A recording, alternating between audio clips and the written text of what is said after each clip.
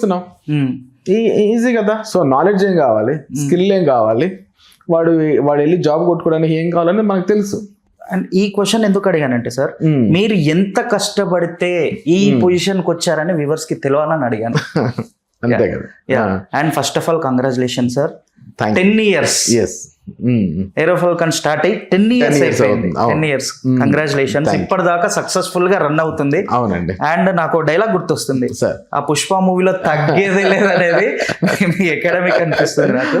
Sir academic గురించి మనం మాట్లాడుకుంటే, అకాడమిక్ సర్కమ్స్టాన్సెస్ గానీ లైక్ అక్కడ అట్మాస్ఫియర్ గానీ చాలా హెల్దీగా ఉంచుతారని చెప్పేసి తెలిసింది. అవునండి. అండ్ మీ దగ్గర చేసిన ఫ్యాకల్టీ అసలు వాళ్ళు బయటికి వెళ్ళడానికి కూడా ఇష్టపడారట. ఎందుకు? ఫస్ట్ థింగ్ ఏంటంటే, మా ఇంట్లో కానీ మా ఆఫీస్లో కానీ నాకు గొడవలు, ఇష్యూస్, అలకలు ఇవన్నీ నాకు నచ్చవు.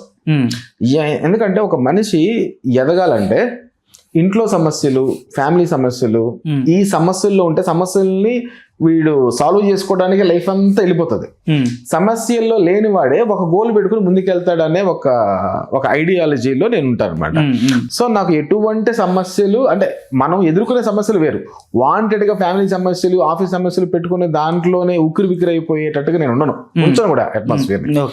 సో నాకు వచ్చే స్టాఫ్ కూడా, పిల్లలు కూడా, వాళ్ళకి బయట ఏ సమస్యలైనా ఉండనియండి, మన అకాడమీలోకి ఎంటర్ అయ్యారంటే అందరికి ఒక మంచి వైబ్ ఉంటుంది. ఫస్ట్ ఆ వైబ్ ఏంటంటే, మనం ఎందుకు వచ్చాం, మనం ఈరోజు ఎందుకు వచ్చాం, మనం కొంతమంది పిల్లలకి మనం కొంత జ్ఞానం ఇవ్వడానికి వచ్చాం. ఆ జ్ఞానంతో వాళ్ళకి ఇచ్చేటప్పుడు, వాళ్ళకి ఇస్తున్నప్పుడు మనం కూడాను అంతే ఆహ్లాదకరంగా అక్కడ జోక్స్ వేసుకోవచ్చు. రోజు ఫుడ్ ఉంటుంది. అండ్ మాకు ఎంప్లాయీస్ ఉండరు. మా employees they are not feeling like employees.